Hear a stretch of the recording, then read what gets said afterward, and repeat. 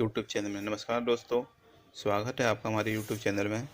तो आज हम आपके लिए बहुत ही इंटरेस्टिंग टॉपिक लेकर आए हैं, जिसमें कि आप अब जानेंगे कि हमारा 26 क्यूबी फॉर्म जो कि प्रॉपर्टी के परचेज करने पर हम बायर के द्वारा 1% के हिसाब से काटा जाता है।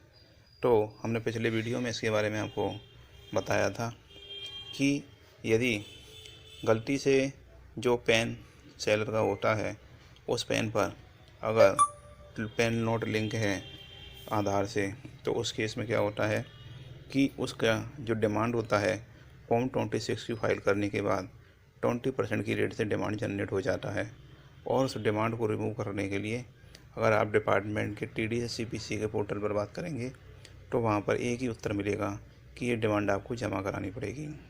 तो ये कंडीशन तो जब होती है कि डिमांड जमा कराने के बाद, जबकि आपने बैनामा करा लिया है, अर्थात डीड आपकी सेल डीड हो चुकी है। लेकिन उसमें एक उपाय बनता है कि आप 20% डिमांड जमा ना कराएं, आप डायरेक्ट अपील फाइल कर सकते हैं। अपील फाइल करने के लिए आपको उसका ऑर्डर चाहिएगा डिमांड का, और डिमांड का नोटिस। तो ये दोनों ओरिजिनल के साथ आप ग्राउंड्स ऑफ अपील, स्टेटमेंट फैक और फॉर्म 35 और चालान का amount depending on the demand amount 1000, 500, 250 जो भी आपका आएगा, उस हिसाब से आप उसको जमा करके अपील फाइल कर सकते हैं। लेकिन दूसरा ऑप्शन हमारे पास जो अवेलेबल है, जिसमें कि हम आपको बताने वाले हैं जिस वीडियो में, तो उसके लिए दोस्तों अंत तक हमारे साथ बने रहिएगा। और यदि आप नए हैं तो हमारे चैनल को सब्सक्राइब करना न भूलिएगा और वीडियो को लाइक करना न भूलिएगा। तो चलो दोस्तों, चलते हैं कि सेकंड ऑप्शन, जिसमें कि हमें अपील में नहीं जाना और हमारा सेल का डीड हुआ नहीं है।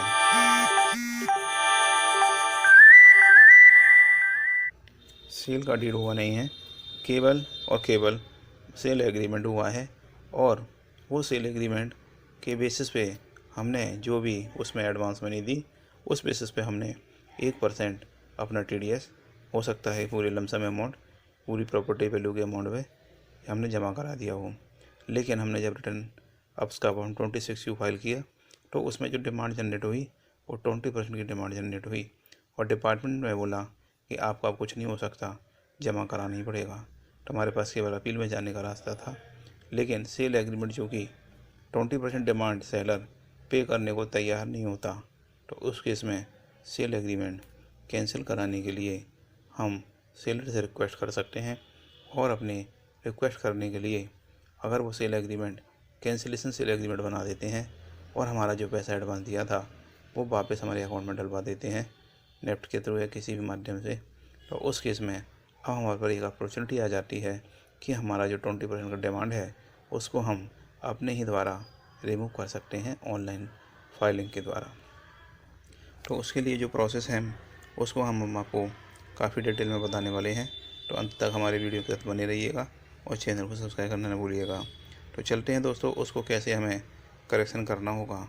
तो उसके लिए सबसे पहले हमें गूगल पे जाकर ट्रेसेस लॉगिन डालना होगा, और ट्रेसेस लॉगिन का जो विंडो आएगा उस पर फिर आपको वो रिडायरेक्ट करेगा tdscpc.gov.in पर।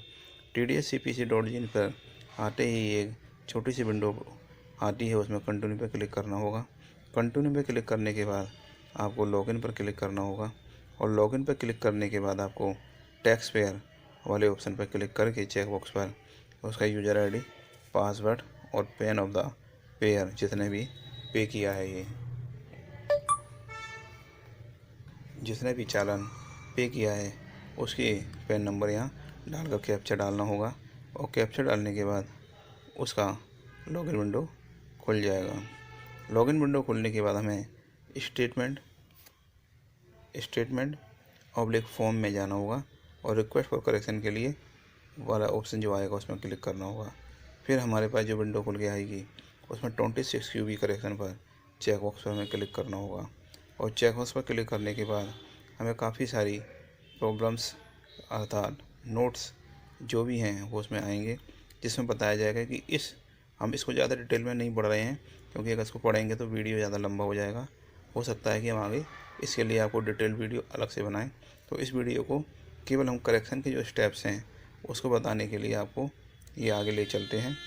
तो उसके बाद हमें क्या करना है करेक्शन रिक्वेस्ट करने के लिए, करेक्शन करने के लिए फिर यहाँ प्रोसीड करेंगे। और प्रोसीड करने के बाद इस टाइप का इंटरफेस आपके सामने आ जाएगा। वहाँ पर जिस ईयर से रिलेटेड आपका ये फॉर्म है, एक्नॉलेजमेंट नंबर है और पेन ऑफ सेलर है, वो हमें डालना है और फिर फाइल करेक्शन पर क्लिक करना है। और फिर उसके बाद आएगा आपका रिक्वेस्ट जनरेट हो जाएगा और go to tag correction request में जाना पड़ेगा। और जो रिक्वेस्ट नंबर जनरेट हुआ है उस रिक्वेस्ट नंबर पर आपको वो अवेलेबल हो जाएगा और अवेलेबल पर क्लिक करने के बाद हमें करेक्शन के लिए ले जाएगा। करेक्शन पर ले जाने के बाद हमें जिस चालान के थ्रू हमने ये डिटेल जमा करी है, हमने चालान जमा किया, अमाउंट जमा किया है, उसकी डिटेल हम डाल देंगे। जो कि हमारे केस में जो अमाउंट था वो हमारा ये है, हमने इसको बिल्डर कर दिया कि कॉन्फिडेंशियल होने की वजह से। फिर उसके बाद आपके पास सारा की सारा ये खुल जाएगा फॉर्म जो पहले हमने सबमिट किया है। उसमें किन किन फील्डों पे हमें करेक्शन करना होगा वो इसमें दिया हुआ है। तो हमने जो मेनली करेक्शन किया था वो किया था प्रॉपर्टी की वैल्यू में, प्रॉपर्टी की अमाउंट पेड क्रेडिट में और total property value as per stamp circle rate के हिसाब से उन सबको हमने यहाँ पे 0 कर दिया था। और 0 करने के बाद हमने टैक्स एप्लीकेबल कौन सा था, income tax other than company, उस पर क्लिक किया हुआ था। और फाइनेंशियल ईयर था उस पर क्लिक किया है 24, 23, 24 या 24, 25 जो भी आपका हो सकता है। और टाइप ऑफ पेमेंट TDS में सेल प्रॉपर्टी था। और पेन वगैरह जो भी था उसमें हमें कोई करेक्शन नहीं करना था। हमें तो मात्र रिफंड क्लेम करने के लिए उसकी जो वैल्यू है चालान का अमाउंट जो कि पेन ऑफ द सेलर के उस पर बुक हो चुका था उसको हमें 0 करना था। उसके लिए हमने प्रॉपर्टी की वैल्यू को 0 कर दिया। और इसके बाद हमने जो भी इसकी वैल्यू थी वो 0 हो जाएगी, स्टाम्प वैल्यू 0 कर दिया, अमाउंट पेड क्रेडिट 0 कर दिया। अब जैसे ही 0 करेंगे तो पेबल पे कुछ नहीं रह जाएगा और बाकी हमें कोई करेक्शन इसमें नहीं करना था। उसके बाद हम सेव करेंगे और सबमिट फॉर करेक्शन स्टेटमेंट में कर देंगे। सेलर की डिटेल में हमें कोई चेंज नहीं करना था और ना ही मैं प्रॉपर्टी की डिटेल में कोई चेंज करना था। और अमाउंट पेड क्रेडिट में जो था वही हमें चेंज करना था, जो कि हमने यहाँ पर 0 कर दिया क्योंकि हमें रिफ़ंड क्लेम करना है। सेल एग्रीमेंट हुआ है, उसे कैंसिलेशन का हमने सेल एग्रीमेंट भी कर दिया है और उसके लिए हमने क्योंकि प्रॉपर्टी की कोई रही नहीं इस पर से अमाउंट हमने 0 कर दिया ताकि हम इसका रिफ़ंड आसानी से क्लेम कर पाएँ। अभी तक इस प्रकार का कोई वीडियो यूट्यूब पर नहीं मिलेगा क्योंकि ये वीडियो नया है, तो आप इसको अच्छी तरीके से देख लें ताकि कोई परेशानी ना हो। और अगर परेशानी होती है तो आप हमसे कमेंट के माध्यम से, ईमेल के माध्यम से संपर्क कर सकते हैं या हमारे द्वारा भी फाइल करा सकते हैं। और उसके बाद total value consideration, financial year, buyer detail, seller detail, ये सारा होने के बाद आपका स्टेटमेंट फॉर्म हमारा आ जाएगा। उसमें ये बताएगा कि आपने क्या क्या करेक्शन इसमें किए हुए हैं और करेक्शन किए हुए से आपको शो कर देगा। एक बार सारी चेक कर लें, जिसमें आपने चेंज किया है वो रिक्वायर्ड फील्ड में 0 हो गया है कि नहीं हो गया है। और उसके बाद होने के बाद कन्फर्म डिटेल पे क्लिक करेंगे और कन्फर्म डिटेल पे क्लिक करने के बाद फिर ये कहेगा कि चूँकि सेलर अगर इसको जानते हो तो उसमें पेन ऑफ सेलर पे आप क्लिक करिए, नहीं तो अप्रूवल जाएगा AO के लिए। तो वो जो 13 या 14 कंडीशन थी उसको फुल रीड कर लें, आप फुलफ़िल कर लीजिए उसको, ताकि आपको पता लग जाएगा कि ये किसके पास जाएगा, फर्स्ट टाइम करेक्शन है या सेकंड टाइम करेक्शन। तो कंपलसरी AO के अप्रूवल हो जाता है। क्योंकि हमारा ये सेकंड टाइम करेक्शन था तो हमने पेन तो सेलर पर लिया ही है क्योंकि हम जानते थे। तो वहाँ पर अपने को पेन ऑफ सेलर वो भी ट्रैक करेक्शन रिक्वेस्ट में जाके वहाँ पर रिक्वेस्ट ID पे क्लिक करके वहाँ पर हम अप्रूव कर देंगे और फिर उसके बाद पेंडिंग फॉर अप्रूवल हो जाता है ये। तो देखिए उसके बाद जैसे ही हमने यहाँ पे कर दिया dated to be printed acknowledgement, तो वो आ गया यहाँ पर सारा।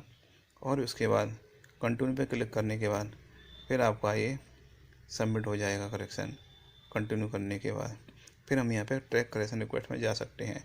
ट्रैक करेक्शन रिक्वेस्ट में जाने के बाद जो रिक्वेस्ट ID डालेंगे, रिक्वेस्ट नंबर वगैरह जो भी है, जो स्टार लगे हों उन पर डालने के बाद हम सबमिट करेंगे। और सबमिट करने के बाद हमारे पास इस टाइप की विंडो आएगी जिसमें लिखा होगा, ये विंडो वो वाली है जो सेलर ने भी अपना पेन अप्रूव कर दिया था और उसको करने के बाद ये पेंडिंग फॉर अप्रूवल पे चला गया AO के पर।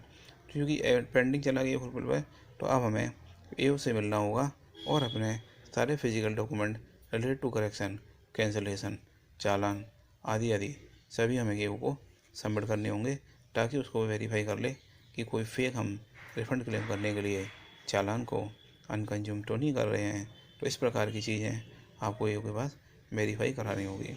और जैसे ही हम यहाँ पे उसको वेरीफाई करा देंगे तो ये उसको एक्सेप्ट कर लेगा, जो कि विंडोज़ में हमारी लगी नहीं है। लेकिन जैसे ही एक्सेप्ट कर लेगा, एक्सेप्ट वाला सिग्नल दिखाएगा उसमें करेक्शन स्टेटस का, और उसके बाद उसको दिखाएगा प्रोसेस। तो जैसे ही प्रोसेस हो जाएगा तो समझ लीजिए कि हमारा चालान उसमें अवेलेबल अमाउंट आ जाएगा, जितना ही मैंने जमा किया। अब सेलर के पेन पर वो वाला अमाउंट 0 हो जाएगा। तो उसके बाद आगे का रिफंड कैसे क्लेम करना है वो हम आपको आगे आने वाली वीडियो बनाएंगे। तो उसके लिए आप हमें थोड़ा समय दीजिए और हमारे वीडियो को लाइक और चैनल को सब्सक्राइब करना नहीं भूलिएगा। और प्रीवियस जो इससे रिलेटेड वीडियो है इसी 26Q भी फॉर्म के लिए, उसको भी देखना न भूलिएगा।